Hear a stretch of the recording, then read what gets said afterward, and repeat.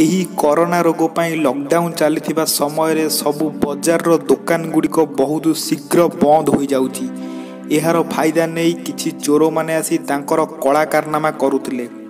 ଚଳିତ ମାସ 25 ତାରିଖ ଦିନ ରାତି 12ଟା ସମୟରେ ନାଗବାଲି ବଜାରରୁ ଏକ ଚୋର ଧରାପଡ଼ିଛି, ଯିଏକି ରାତି 12ଟା ସୁଦ୍ଧା ଏକ ବଡ଼ ପାନ ଦୋକାନରୁ ଚୋରି କରୁଥିବା ସମୟରେ ଜଣେ ସ୍ଥାନୀୟ ଯୁବକ ତାକୁ ଦେଖିଥିଲା।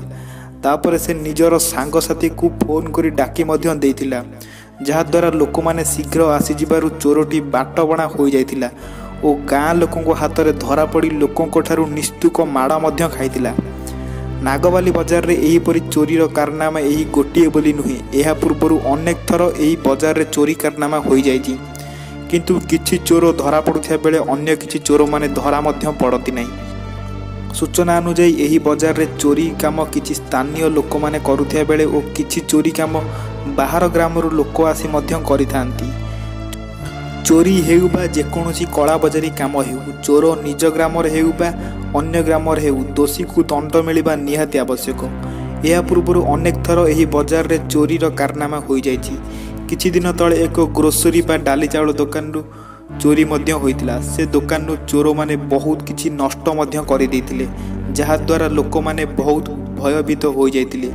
କିନ୍ତୁ ତାର କିଛି ଦିନ ଯାଇନେ ଏକ ବଡ଼ ପାନ ଦୋକାନରୁ ଚୋରି ହୋଇଗଲା। ଚୋରମାନେ ସୁବିଧା ସୁଯୋଗ ଦେଖିଲେ କେତେବେଳେ ବି ଆସିପାରନ୍ତି, ଏହାର କିଛି ବି ଗ୍ୟାରେଣ୍ଟି ନାହିଁ।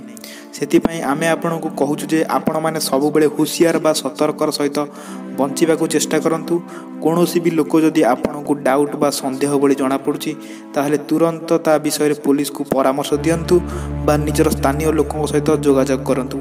ଆମେ ଆପଣଙ୍କୁ ଆଉ ଏକ ପରାମର୍ଶ ଦେଉଛୁ ଯେ ଯଦି ବି ଆପଣମାନେ ଆପଣଙ୍କ ଦୋକାନ ସାମ୍ନାରେ CCTV କ୍ୟାମେରାର ବ୍ୟବହାର କରୁନାହାନ୍ତି, ତାହେଲେ ଏହାର ବ୍ୟବହାର ନିଶ୍ଚିତ ରୂପେ କରନ୍ତୁ, ଯାହାଦ୍ୱାରା ଚୋରମାନଙ୍କୁ ଧରିବା ବା ନିଜର ଦୋକାନ ପ୍ରତି ବିପଦ ସମୟରେ ଏହା ଆପଣଙ୍କୁ ନିଶ୍ଚିତ ରୂପେ ସାହାଯ୍ୟ କରିବ।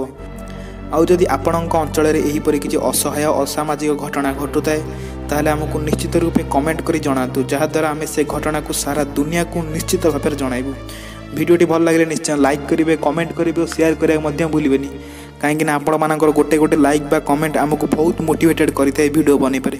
ଆଉ ଯଦି ଏହିପରି ସୁନ୍ଦର ସୁନ୍ଦର ଭିଡ଼ିଓ ଶୁଣିବାକୁ ଚାହୁଁଛନ୍ତି, ତାହେଲେ ଆମ ଚ୍ୟାନେଲକୁ ସବସ୍କ୍ରାଇବ୍ କରିବାକୁ ମଧ୍ୟ ଭୁଲିବେନି ଓ ପାଖରେ ଥିବା ବେଲ୍ ଆଇକନ୍ ଘଣ୍ଟିକୁ ମଧ୍ୟ ଦବାଇ ଦେବେ, ଯାହାଦ୍ୱାରା ମୁଁ ଯେବେ ବି ଭିଡ଼ିଓ ଅପଲୋଡ଼ କରିବି ଆପଣଙ୍କ ପାଖକୁ ସର୍ବପ୍ରଥମେ ପହଞ୍ଚିପାରିବ।